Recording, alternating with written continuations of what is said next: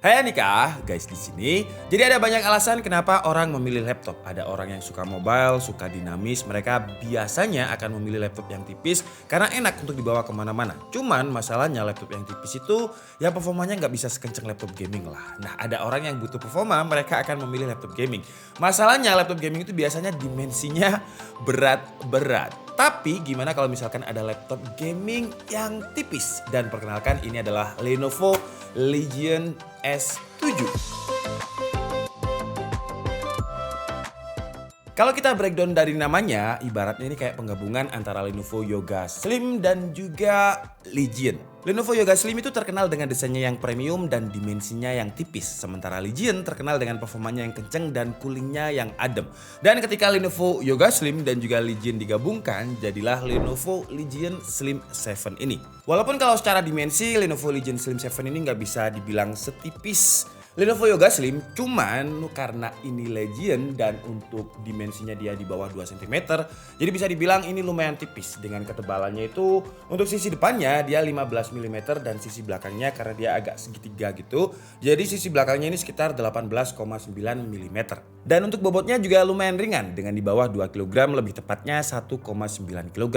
Yoga Slim 7 bobotnya itu 1,33 kg dan ketebalannya sekitar 15 mm. Legion 7 yang kita review dulu bobotnya 2,25 kg dengan ketebalan 19,9 mm. Jadi selisihnya dengan Legion 7 itu lumayan jauh. Kalau kita lihat perkembangan laptop itu emang lumayan cepet ya. Dulu laptop gaming itu ketebalannya bisa sampai 3 cm. Karena untuk GPU dan juga CPU-nya itu haus akan power. Jadi dia butuh airflow yang lumayan. Sekarang sejak hadirnya AMD Ryzen 5000 series dengan fabrikasi 7 nanometernya, di mana dia tetap kenceng tapi lebih efisien, banyak vendor-vendor laptop yang memasukkan prosesor Ryzen di form factor yang lebih tipis. Contohnya Lenovo Yoga Slim ini dia udah pakai Ryzen 9 tapi bukan seri U. Ryzen 9-nya 5900HX. Sama dengan prosesornya Lenovo Legion Slim 7 ini dan sama juga dengan prosesor yang ada di Lenovo Legion 7 yang beberapa minggu lalu kita review. Jadi bayangkan laptop yang setipis ini dia punya prosesor Ryzen 9 5900HX yang memiliki 8 core 16 thread. Untuk sebuah prosesor x86 Ryzen masih yang paling banyak untuk multi-core dan multi-threadnya. Cuman dengan form factornya yang setipis ini Lenovo nggak bisa memasukkan GPU yang full power sama seperti di Lenovo Legion 7 yang nggak ada kata slimnya ya. Kalau yang dulu kita review itu dia pakai RTX 3080 yang maksimum TGP-nya ada di 130 watt. Kalau Lenovo Legion Slim 7 ini dia pakai RTX 3060 100 watt. Dan Nvidia RTX 3060 laptop GPU GDDR6 dengan 100 wattnya ini adalah SKU yang tertinggi dari Lenovo Legion Slim 7.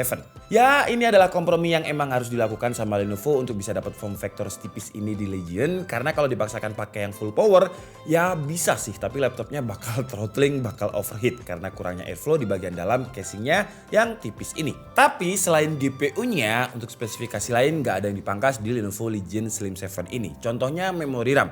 Memori RAM-nya bisa saya bilang ini mentok lah ya. Jadi kapasitasnya ini 32 GB DDR4 dengan speed 3200 MHz sama dengan Lenovo Legion 7 kemarin. Yang kalau kalian masih mau upgrade juga masih bisa. Mau 64 GB, 128 GB bisa. Tapi kalau menurut saya 32 GB di laptop gaming itu udah cukup lah ya. Kalau misalkan ada budget, ada rezeki baru bisa ditambah.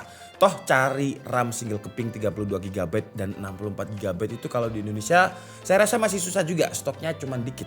Untuk storage-nya juga gila. Coba tebak berapa kapasitas SSD NVMe Gen 3 yang ada di Lenovo Legion Slim 7 ini? 1 TB? Enggak dong. Jadi kapasitasnya ini 2 TB.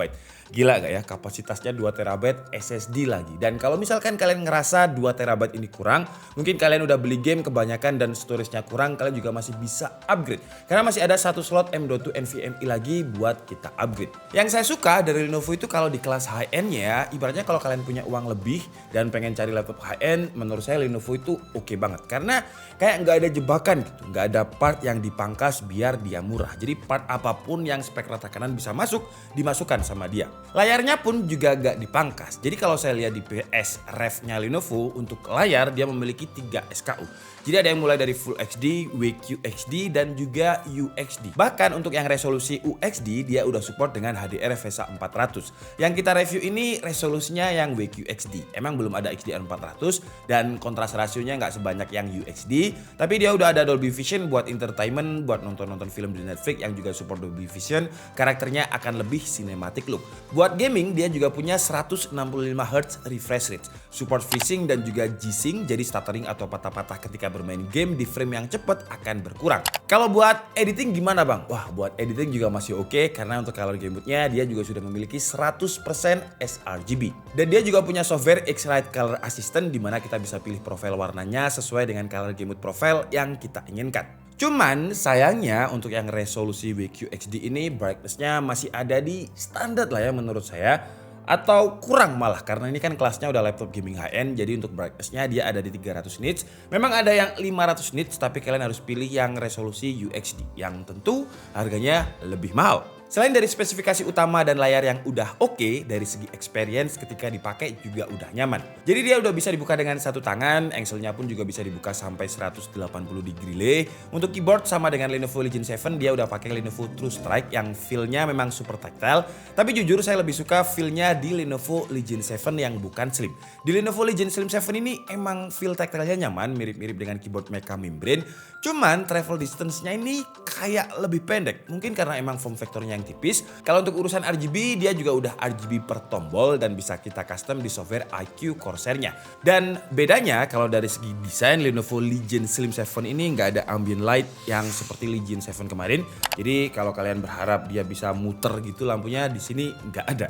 Untuk touchpad secara dimensi udah lebar, feel-nya juga udah enak. Travel distance-nya pas dan ketika kita klik itu empuk banget. Posisinya tapi agak ke kiri karena keyboardnya punya aero dedicated space-nya sendiri yang agak ke bawah posisinya. Jadi touchpad-nya digeser agak ke kiri. Awal-awal emang gak nyaman karena saya harus paksa tangan kiri saya buat tetap ada di bagian armrest kiri yang space-nya kecil banget buat tangan saya. Tapi lama-kelamaan kalau udah sering dipakai ya nyaman-nyaman aja sih ya. Ketika saya gunakan untuk ngetik, touchpad-nya ini jarang kegeser-geser sendiri. Terus kalau untuk fitur-fitur lain, kalau kita tekan tombol Fn-nya akan ada tombol kombinasi yang menyala. Jadi kita bisa tahu kombinasi function apa aja yang berfungsi. Contohnya kalau Fn plus Q dia akan ganti mode profile, Fn plus R untuk ganti refresh rates, dan Fn plus U untuk on-off-kan indikator port yang ada di bagian belakang. Dan sebenarnya masih banyak shortcut Fn-nya ini, cuman kalau saya jelaskan satu-satu durasinya bakal panjang. Jadi mungkin kalian bisa ke store deket kalian yang jualan Lenovo Legion Slim 7 ini dan kalian cobain. Atau kalau emang punya uangnya ya udahlah langsung beli aja. Tadi saya bilang kalau untuk urusan keyboard saya masih suka Lenovo Legion 7 yang bukan slim. Karena di slim ini kayak terlalu pendek aja travel distance-nya. Tapi kalau untuk urusan audio, saya lebih suka Lenovo Legion Slim 7 ini ketimbang Legion 7 yang kemarin.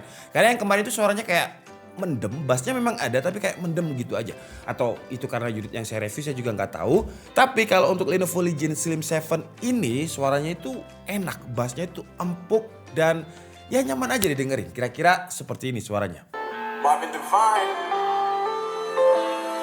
I'm saying bye to all the lies and all the times you cried, saying that I wasn't right, yet I was right by your side. You manipulator, playing games, impress commentators, and I don't know what you say about it.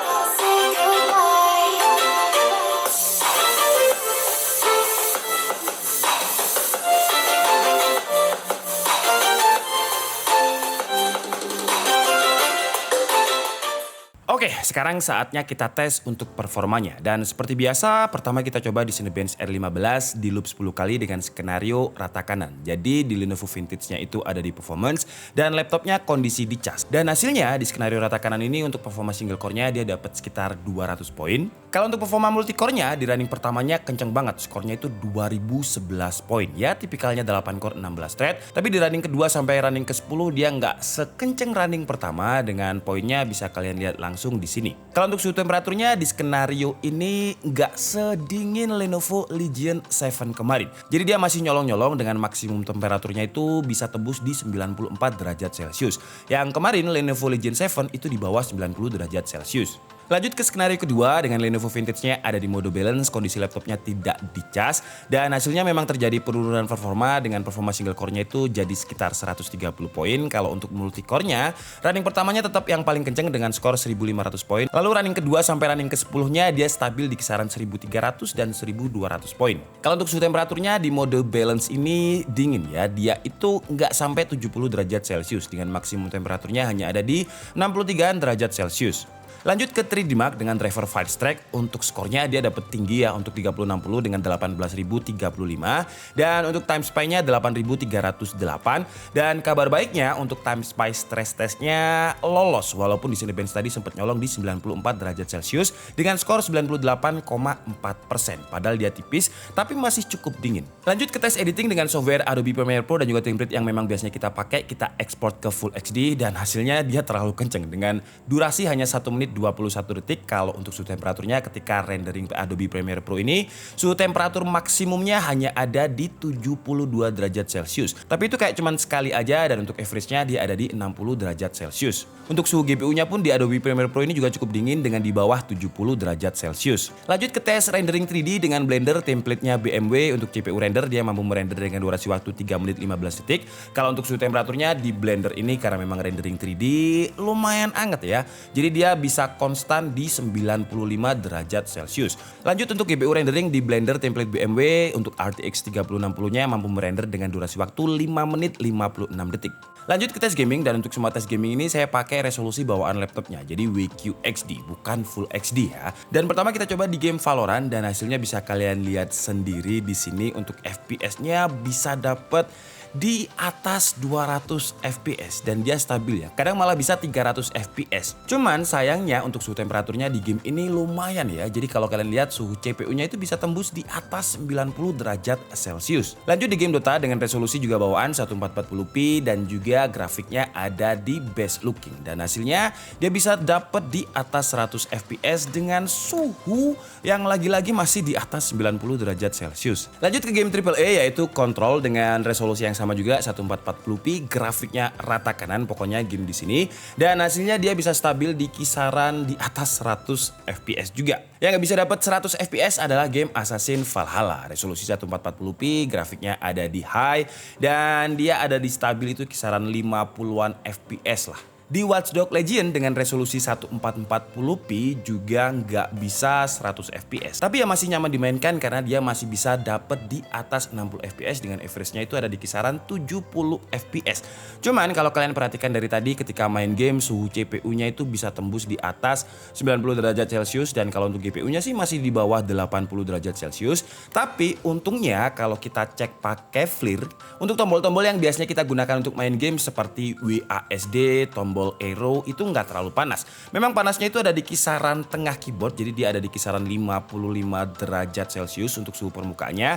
Dan yang paling panas ada di dekat tombol power dengan sekitar 60 derajat Celcius. Dan untuk audionya ini juga bisa kita custom di driver Nahimic-nya yang terintegrasi dengan Lenovo Vintage. Kita bisa pilih profil suaranya pengen seperti apa atau custom sendiri juga bisa. Terus X-Rite Color Assistant tadi juga bisa kita akses di Lenovo Vintage. Fitur-fitur untuk mempernyaman kita gaming juga ada di Lenovo Vintage. Contohnya seperti Network Boost, Hybrid Mode untuk auto switch dari IGP ke discrete graphic, Overdrive untuk performa yang paling kenceng, Touchpad Lock biar pas game gak kegeser-geser touchpadnya. Terus juga ada Rapid Charge buat ngecas cepet yang dengan adapter 230 wattnya untuk ngecas dari 0 ke 60% dia cuma butuh waktu sekitar 40 menit. Kalau untuk baterainya dia memiliki kapasitas 71 watt hour yang dibilang gede enggak juga ya, karena di brand lain itu juga ada yang 80 watt hour, ada yang 99,99 watt hour.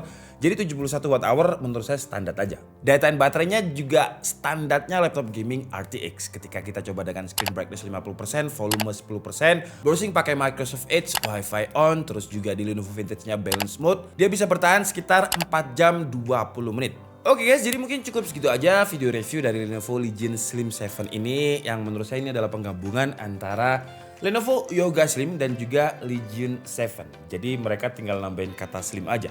Lenovo Legion Slim 7. Jadi ini buat siapa sebenarnya? Kalau menurut saya sih ini cocok buat yang suka mobile tapi butuh performa yang kenceng. Ya kalau saya pribadi sih saya masih bakalan pilih Lenovo Legion 7 yang bukan slim karena performanya lebih optimal di situ. Coolingnya pun juga lebih optimal. Ini agak hangat. Kenapa dia hangat? Karena memang dia lumayan tipis nih. Kalau misalkan laptopnya tertutup, bagian depannya ini cuma 15 mm, kalau di belakangnya 18 mm. Untuk sebuah laptop gaming yang pakai Ryzen 9 5900HX dan juga RTX 3060, ini lumayan tipis. Jadi airflow yang keluar itu ya nggak bisa seoptimal Legion 7. Cuman keuntungannya, buat yang nggak suka bawa berat, Lenovo Legion Slim 7 ini masih oke lah. Karena bobotnya di bawah 2 kg. Dan untuk sebuah laptop gaming yang bisa dibilang performanya masih rata kanan, ya cukup enteng sih. Untuk harganya pun juga nggak semahal Lenovo Legion 7 kemarin.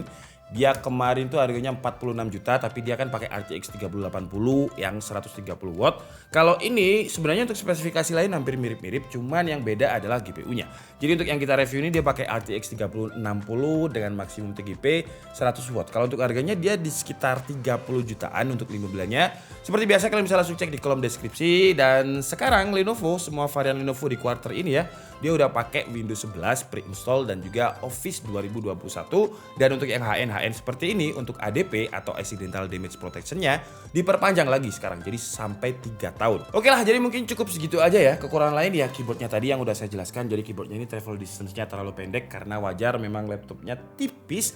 Tapi selain itu, kalau kalian memang cari laptop tipis yang enak untuk dibawa kemana-mana tapi butuh performa yang kenceng, ya menurut saya Lenovo Legion Slim 7 ini bisa menjadi pilihan yang menarik. Oke, jadi mungkin cukup segitu aja video kita kali ini. Saya minta maaf kalau ada kesalahan dalam penyampaian informasi. Seperti biasa, kalian bisa mengkoreksinya di kolom komentar. Saya Dika Budi and see you on the next video. Bye-bye.